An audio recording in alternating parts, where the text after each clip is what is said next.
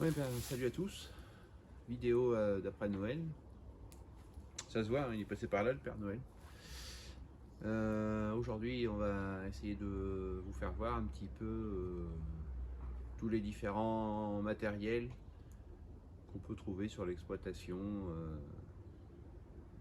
va essayer de vous présenter un peu tout ça. Donc voici le motoculteur, on sert sous la serre, le Ferrari, avec un système d'inverseur. Attends, je dis des conneries, non, il est à l'inverseur. Ah oui, c'est normal parce que je suis... Voilà. Bref, donc quand on le tient, donc là, un système de sécurité. Dès que l'on relâche ce truc-là, tout s'arrête. Enfin, la transmission s'arrête. Le frein de parking, l'arrêt moteur, le blocage de différentiel. Et ici, l'inverseur. Marche avant, marche arrière. Dessus, c'est un inverseur hydraulique. Un embrayage hydraulique aussi, évidemment. Donc ici, on a les vitesses, 1, 2, 3, 1, 2, 3. Et ici, l'embrayage de prise de force en quelque sorte. Donc voilà la bête, c'est un moteur Honda qui fait, je crois qu'il doit faire 600 cm3, un truc comme ça. Avec la masse devant, la masse dans les roues. Et en largeur, il fait 80 cm de travail. Donc nous, il nous sert à travailler dans les serres et également aussi à faire des binages à droite, à gauche. Par exemple, entre des rangs d'artichauts, ça m'est déjà arrivé de le passer, entre des rangs de courges, entre des rangs qui sont suffisamment espacés. Je passe ce truc-là pour faire du binage. Ici, devant la charrue, hein, qu'on voit quelquefois dans les vidéos. Trisoc, retournement hydraulique. Bon, elle est pas toute jeune, hein. Je sais pas quelle année ça peut être, ça, mais c'est loin d'être tout jeune. Mais ça fait le boulot, quoi. Et on trouve encore un peu de pièces. Et pour labourer un petit peu, enfin 5 hectares par an, ça va, quoi. Ici, on peut voir que je l'avais déjà ressoudé, mais que ça se refissure. Donc, quand j'aurai 5 minutes, ou quand je tomberai en panne, parce que en général, c'est plutôt comme ça que ça se passe, je la ressouderai. Donc ici, les socs sont encore en bon état, enfin les versoirs sont encore en bon état. Les socs de rasette sont un peu usés. Comme je vous dis, si on passe tout 2 fois, ça fait 10 hectares par an, c'est pas le bout du monde, quoi. Ici, on a la benne orange, qui est un peu rouillée parce qu'elle est stockée dehors, qui est un petit peu abîmée à des endroits comme ça qui sont stratégiques. Là, on voit qu'il y a une fissure, il va falloir que je le refasse d'ailleurs.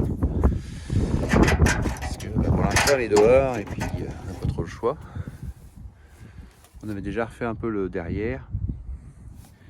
L'épandeur, qui n'épand plus, il est HS, hein, le plancher est pourri. Ici, un déchômeur.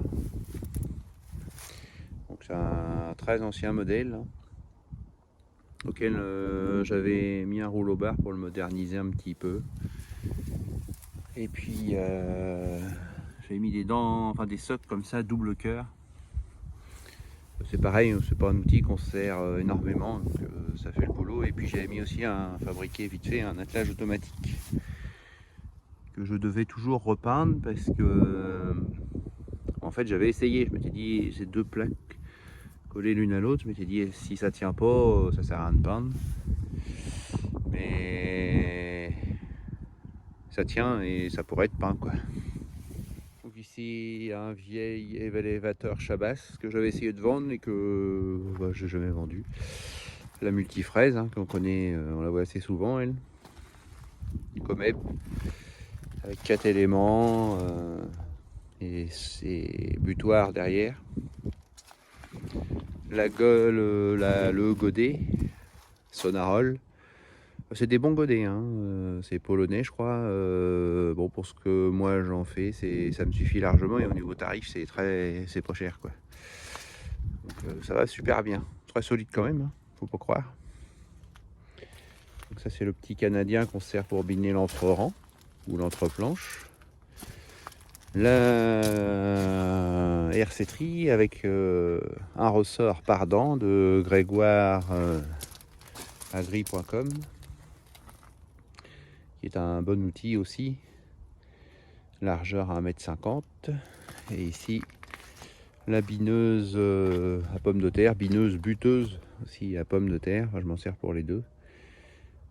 Deux rangs à 90. Ici, eh bien, on a contre le camion l'enrouleur. Iri France avec un pneu ride. J'avais rallongé, il fait 150 mètres en diamètre 40. Donc, comme on a dit ici, le camion, un Master 3, 125 chevaux, avec une caisse grand volume. Ça sert pas à grand chose d'avoir du grand volume comme ça, mais bon, c'est pas... voilà. Le haillon élévateur pour chargement et déchargement. Donc ici, stocké on stocke ça sous des tout-abris. Oh, les canards, on se calme. On stocke ça sous des tout-abris. La Grimm LK 650 avec son tapis à mailles carrées pour les carottes, les endives et tout ce qui est fort à déterrer. Ici, le M115 avec son chargeur F200 faucheux. Sa tête retourne Palox.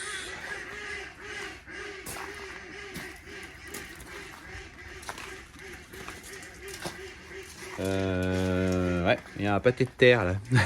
J'avais pas vu. Donc là, on va passer entre les deux tracteurs. Ici, on a le Pulvé Berthoud. Je sais plus le nom. Avec un boîtier d'épétronique. Ici, la planteuse. Alors l'hiver, on s'en sert à poser une échelle, du goutte à goutte, une palette sur les supports de caisse. Alors voilà, elle est remisée là. Donc la planteuse Chechi Magli qu'on voit aussi dans toutes les vidéos, qui nous sert à planter un petit peu tout. Là c'est le derrière du Kubota avec le semoir, enfin, les pendeurs de Tulimas de l'Inde. Voilà, le Kubota que ça fait quelques temps qu'il n'a pas tourné d'ailleurs.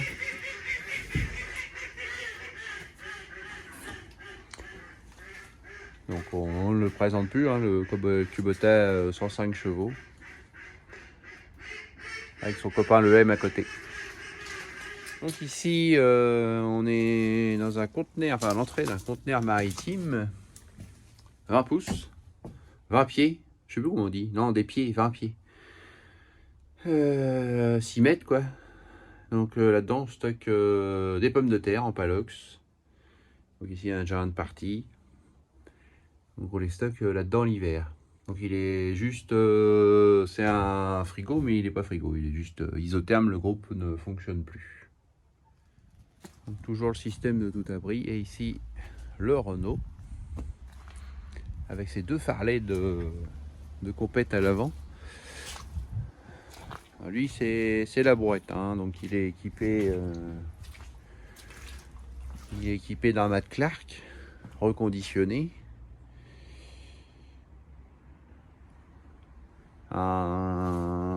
Je sais plus, un triplex, 3 morceaux avec déplacement de tablier et puis inclinaison, là c'est un vérin. Donc ça sert à faire tout ce qui est manute ici, à charger le camion, aller dans les champs, tout ça. Donc ici le semoir Pneumasem là que je vous ai présenté l'autre fois, qui est remisé aussi là à l'abri.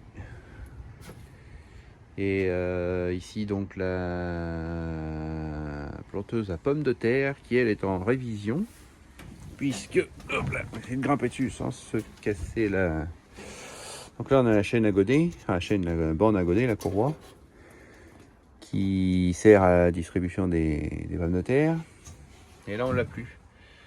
Elle avait cassé, donc on a confié ça au papa qui est en train de la refaire.